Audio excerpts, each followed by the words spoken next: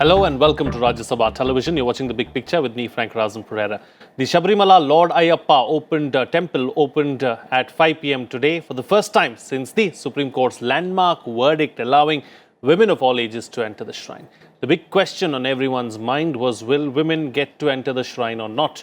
The Supreme Court verdict to allow women to worship Lord Ayyappa at his temple had received praise from several women rights groups and rationalists, but irked devotees in Kerala and beyond.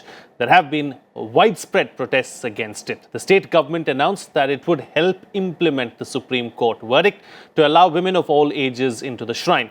Security is tight near the temple and around 1,000 police personnel have been deployed.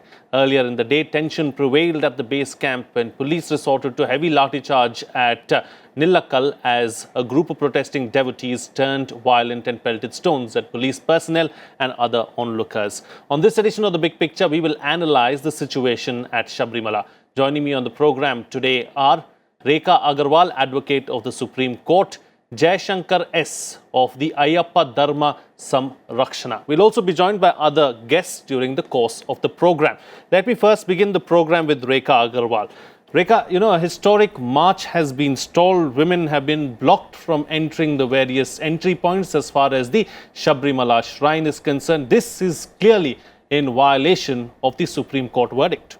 Extremely unfortunate event has happened if the women have not been allowed to enter the shrine despite the verdict of the Honorable Supreme Court. It's a landmark judgment, as you yourself pointed out.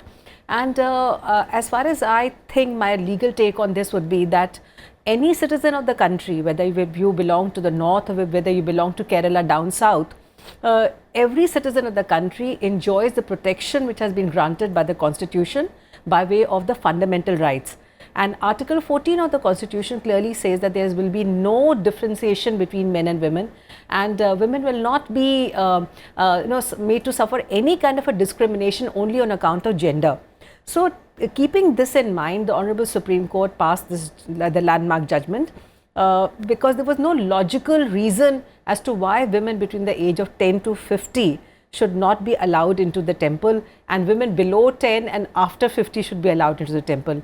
So, since there was no rationale to it, and since the Constitution does not allow any such kind of illogical, irrational, illegal differentiation between men and women, this judgment was passed.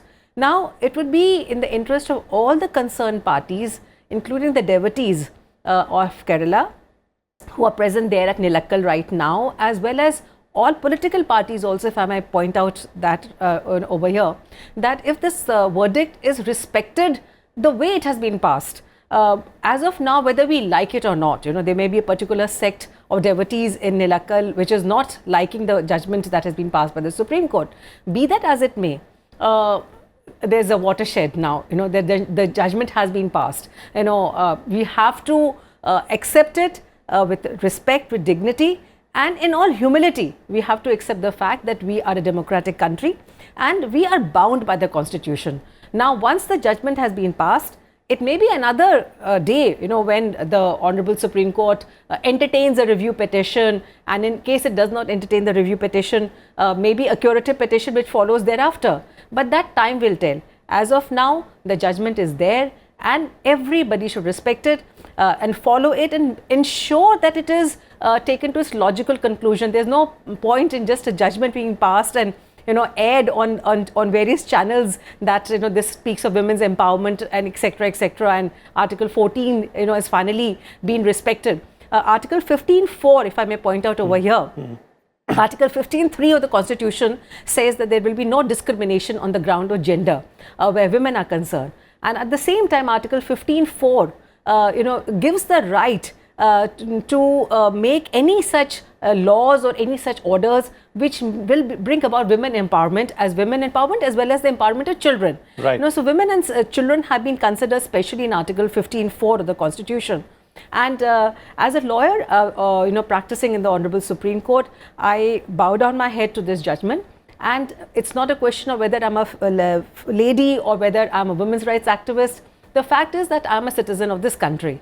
And I accept this judgment with all humility, and I hope that everybody else, whether it is the the population, the devotees of in Kerala, or whether it is any political class, whether it is the center or the state, everybody, all efforts should be made to implement this judgment. Right. Let me go across now to Jai Shankar S, who's joining us on Skype from Kerala as well. You know, Jai Shankar, why aren't you allowing the women to pass? This is clearly in violation of the Supreme Court verdict.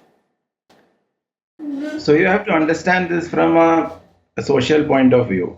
Nobody is making any violence. Nobody is taking law into their hands, but people are protesting peacefully.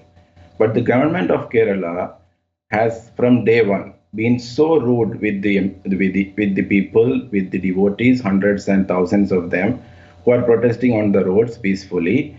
Police, actually today morning, I was at the site of the violence. Police initiated this violence. So we have to understand this in a different point of view.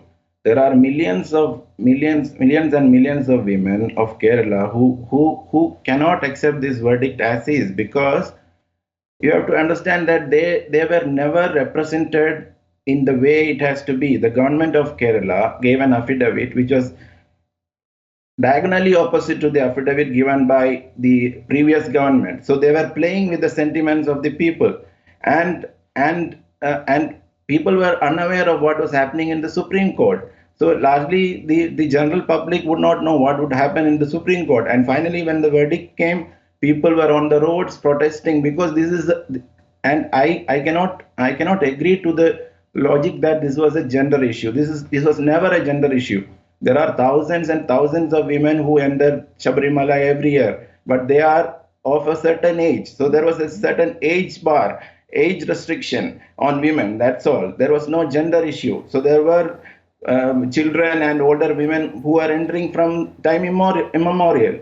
So you have to understand that fact. Why do we don't allow the certain age is because of the attribute of the deity. The deity is a Naistika Brahmachari, and he is in Kerala. The temple culture, you have to understand. The tantric philosophy, you have to understand. There are many ways of reaching moksha in Hindu tradition. So we follow the tantric traditions in the temples, and in the temples the deity or the devta is the most important person, and that person has certain rights that is established by the High Court verdicts of 1990. So we have to respect that fact into account, and therefore people are not entering the temple. The women are not entering the temple, and hundreds and thousands of women respect that tradition. I don't understand the logic why a handful of women want to disrespect that and enter and create this kind of social distress. I don't understand that. Right, points taken. Even a handful of women, at the end of the day, their rights too needs to be protected, even though they are a small group. You're suggesting they're a small group. Rekha Aggarwal wants to respond to something that you said about gender. Mr. Jayashankar, if I may just ask you with utmost respect, you just said that it is not a question of a gender issue. It is not a gender issue. You were painstakingly pointing that out. And at the same time, you said there is an age restriction. May I ask you that why were the women, any female who is beyond 10 years and above 10 years, not allowed, and between 10 and 50 the women are not allowed? Is the logic behind it that between 10 to 50 the women start menstruating, and once they start menstruating they become impure, or that a woman between the age of 10 to 50 is more attractive to the and that this may shake the vow of celibacy taken by the Lord? With utmost respect, I mean, there's no logic to it. I mean, if the female, if it's a female, it's a female, whether it's below 10 or beyond 50. So you have to understand this. So if you come to Kerala, there are no other temples which restricts women of this kind. This is only the only temple, a Shasta temple, which restricts women. So there are other temples of Ayyappa where Ayyappa is considered as a young kid. In another temple, he is considered as a family man. There is no problem. If you come, I will take you to hundreds of temples where women are respected. The most important places of worship for women are in Kerala. If you see the AGGARWAL temple, which is the largest gathering of women for Pongala in the world, in fact, that is in Kerala. So we are not a society which always restricts women or put them down. Okay, we are a matrilineal society. Even our surnames come from our mothers. And our mothers are more richer than our fathers because they get more property, ancestral property. So you have to understand the social setup of Kerala and then understand the fact what is happening in Sabarimala. So this is the particular temple. So you have to understand in the whole world where there are unique practices, those countries encourage those unique practices because these are unique things which differentiate us from the other communities, which differentiate Hindu society and keeps us moving as a diverse and a very unique society. All right. In Japan, there is there are places where women are not allowed. Points taken. It's a unique tradition. Let me bring in others as well, Jai Shankar. There are other people who are joining me on the debate as well right now. It's a unique tradition. It's a culture. It's an age-old tradition that has been followed, and it should continue, and we should protect it, is what you're suggesting. Let me go across to Sipal Singh, former IG, Punjab Police now. Mr. Singh, as far as the police is concerned, now this is a very fragile situation. It's a delicate situation on the ground. What is the police's role? What must the police do to execute the orders of the Supreme Court? Precisely. I'll not go into the dynamics whether it's a gender discrimination or age discrimination, why discrimination there. All this has been very well put across to the Supreme Court by both the parties. In its wisdom, the Supreme Court decided that irrespective of age, irrespective of gender, devotion is not subject to all these conditions. If you are devoted, you can have devotion irrespective of age, irrespective of gender. Now the question is, when the constitutional amendment has been given, our constitutional orders have, not amendment, constitutional orders have come, now it is a question of abiding by the constitution. Abiding by the constitution means going by the law. Now if you violate the law, obviously you are one of the violators, irrespective of what you are. Tomorrow, some people from the other community said, okay, why do you have triple talaq? The question arose, and that's it. People were saying, no, they should not be there. Men were saying, the lady said they have to. No, once there is a constitutional order, it has to be obeyed. Now the police.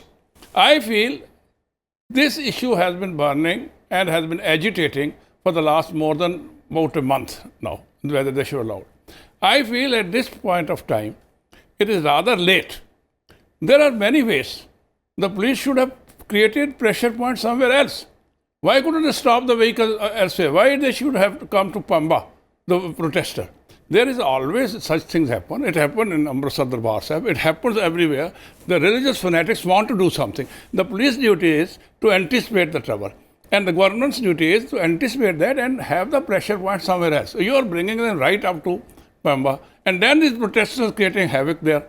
First point is that I feel in this case, there is a failure of governors, and now, even now, the regulation can be done. You have to go by the law, you have to go by the constitution, you have to go by the Supreme Court order. Now, if they have some thing, against this order, let them go to the court of law. Let them go to the relevant court of law. Let them appeal. Let the order come in their favor. But doesn't mean that you violate the order. Sometimes it's a question of sati. Now, sati was a tradition which we ultimately had to abandon. Now, lately when Padmavati picture came up, this point came up, is it law versus the vigilant groups? Is it law versus the religious fanatics? Is it law versus the gundas? No, law is supreme. And all citizens should try to abide by law, irrespective of their religion belief, irrespective of their fanaticism, irrespective law is of their for dedication. everyone, and everybody has to abide by it, and it's for the police to conduct its duty and carry out. Absolutely, and they should allow the police to conduct the duty. Otherwise, I feel the police should have taken sterner action. Okay. Once you allow them loose action, then it's likely to create a lot of problems. But the situation is fragile on the ground. It's so very fragile. How much action can the police take? Because whatever action the police take, things could turn for the wrong. Sir, my submission is different. At this point of time, still there is time. There are 5 days, the gates are open. This 5 days is a period, the people, the devotees start coming gradually. They are coming in this 5 days, the flow will make up. At this point of time, we should be able to discriminate as to who are the people who are protesters, who are real devotees, at certain points, at certain pressure points, at certain nakas, at certain barriers. And from there, after shifting screening, those who were wanted to come for Sabarimala Darshana, let them go. Okay. But those who are... Let me take the points that you're making to Jaishankar S now, who's been listening to what you've been saying thus far. Jaishankar, as far as the law is concerned, no one should take the laws into their own hands. The Supreme Court has passed its verdict and you should abide by it. If you want to challenge it, go ahead and challenge it in the court of law, not on the ground, is what the former IG is suggesting.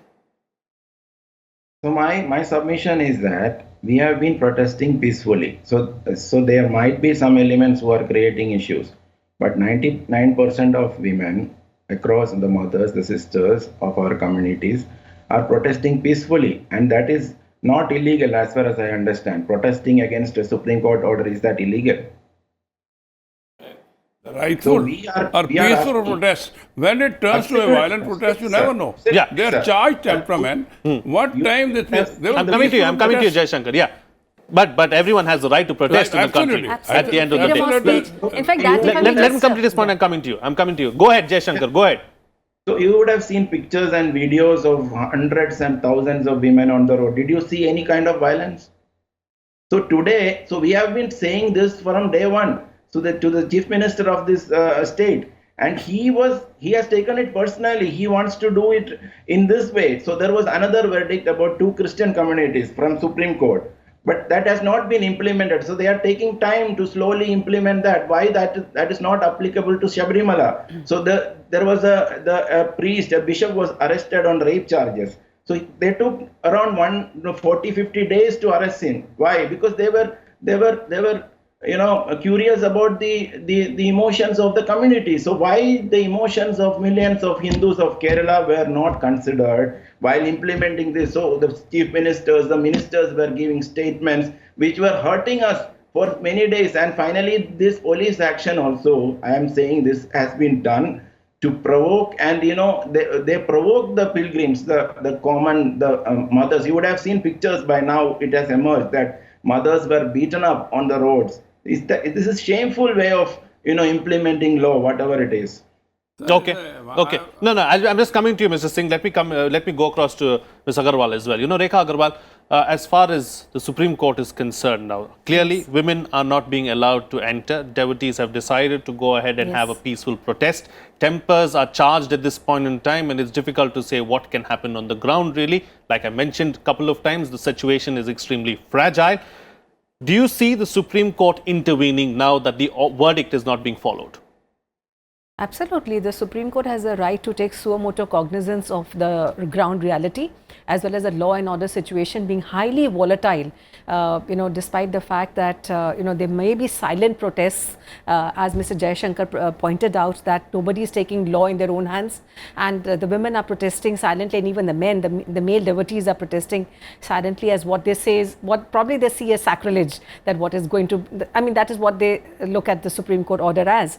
I think that this is, if I may just be more realistic, that yes, the Supreme Court, if it feels that yes, the situation has gone out of hand, nothing stops the Supreme Court from taking suo motu cognizance. But as far as I personally see, that this is more like a law and order situation, which I think that the state government should probably intervene and ensure that there is a respect for law as well as there's a respect of law and order. A balance has to be drawn between both. And as Mr. Sripal said rightly, that if you have a right to protest, that is one of the most beautiful rights that has been granted under the Constitution. You have a right to protest, you have the right of freedom of speech, but Article 14 and Article 25, which permits you to, follow any religion, and the Constitution respects all religions equally. In my view, the Honorable Supreme Court has taken a very rational view and a rational balance of both Article 14, 15 and 25 and passed a judgment. The judgment is there for all to see and for all to follow. But if a certain sector is aggrieved by it, yes, they must go to the court and file a review petition or a curative petition, or maybe an independent petition altogether, bringing out new facts on record that this particular aspect had not been considered in the previous case. The verdict is absolutely right. You're bang on. You're talking about, how it is equal and how it is ensuring equal rights to everyone as well. But that should also mean that everyone is, is involved, and it should apply to everyone across religions. And across religion. Across You know, religions. that's the key at the end of the day. Absolutely. And that is the basic premise of the judgment, that there should be no discrimination between men and women, period. Okay. No discrimination on the ground of gender, no discrimination on the ground of age. All right. Let me go across to Mr. Singh now, who's been patiently listening for the last 7 or 8 minutes or so. You know, Mr. Singh, Section 144 has been imposed in 4 of these major, entry points as far as Sabarimala is concerned. Now, what are the circumstances under which Section 144 is imposed and under whose orders? Yes, circumstances are there. They want that they're likely to be situation is likely to get worse, and they say public place, people more than 4 or 5 should not get together. This is such a prohibitive order. Prohibitive orders are issued in normal cases by the concerned magistrate, and if there's a commissioner of police, he could issue the order. My submission is that these prohibitive orders to be implemented is difficult. Prohibitive orders were also issued in Sacha Sauda case. Thousands of people went across defying the prohibitive order. Yeah. My submission is that our sensibilities are so fragile, so touchy. On any point, something happen, it will come up an issue, it comes something like a religious fanaticism, it will come some religious rigidity, it creates a law and order problem. In such cases, even you impose tomorrow curfew, which of course I wish it is not imposed, what are going to do? Ultimately, who is to maintain? The police has to maintain. So what should be done, or what should have been done, that you keep the pressure point away from the place, as far as away. Segregated. Not in one way. This side buses are coming, this side buses are coming. Wherever you feel, you put nakas, you put checkpoints, you impose curfew there. I impose 144 there, and imposing 144 is also possible in that area. My submission is that law and order machinery and the governor should not take a lackadaisical attitude. This is, starting about 15 days back, this say we will try to go, we'll go this thing, Chief Minister said we'll look into it, then he says no, we'll not. I mean, this sort of lackadaisical attitude and taking law and order will be for granted. And what are the predilections of the policemen who are posted there? That will have to be assessed. Right. We don't have any psychometrics standard by checking them what is their predilections. Absolutely. Under these circumstances, there are a lot of ifs and buts, and situation can turn to worse. Right. My submission is that at this point of time, at least very, very rational, strict action should be taken, not against the peaceful protesters, no question, that is right, as Mr. Aggarwal has pointed out, but at the same time, you can't violate the orders. Okay. If someone violates the order, if someone goes overboard, action should be taken against them. Absolutely. But those who are protesting peacefully, nothing should be done to them, is what you're suggesting. All right. Quick closing comments from all my guests. I've got 3 minutes left on the program. Starting with you first, Jai Shankar. What's the way forward, really, as far as you are concerned? What's the future course of action? Because as I understand, the TDB, and also the royal family have failed to really reach an agreement as to what needs to be done in the near future. A review petition, as far as they are concerned, is not going to be filed. So what are you going to do? So the royal family, the Nair Service Society and other Hindu groups have already filed a review petition. There are around 20 review petitions pending. My point is, until the review petitions are heard and the decision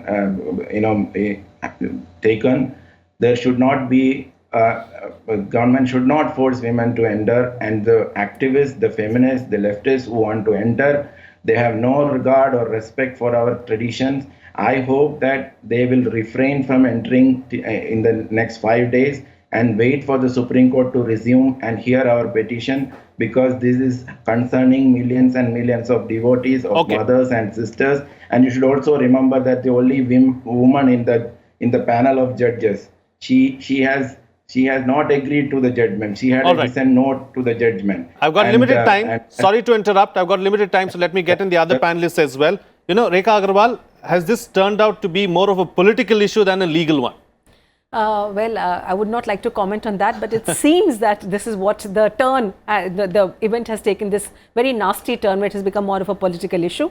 But as a lawyer, I would just like to end over here by saying that be proud that you're an Indian, be proud that you have a constitution which protects you, and respect the law and respect the verdict which has been passed by the Honorable Supreme Court with all humility. Sure, Mr. Singh.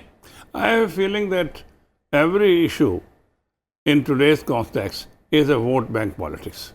At this stage of time, At this stage in our country, you know, when we are just going towards poll in 2001, every party wants to take advantage of any volatile situation. Right. Most unfortunate that for this purpose, there are instigation, there are persuasion, there are threats, and with the result, there is a conflict. My submission is that why not a reverse action? The gentleman who was pointing out that their review petition, by that time, till the review petition is order, they should not be allowed. I say, why not otherwise? Till the review petition is there, why not allow? I mean, why not reverse action? Let them allow. Go by the constitution. The problem is it goes against the traditions as far as that is what precisely for a the handful tradition. of, you know, Let him complete, let him complete, yeah. Traditions, you are spoiling the emotions of millions of people.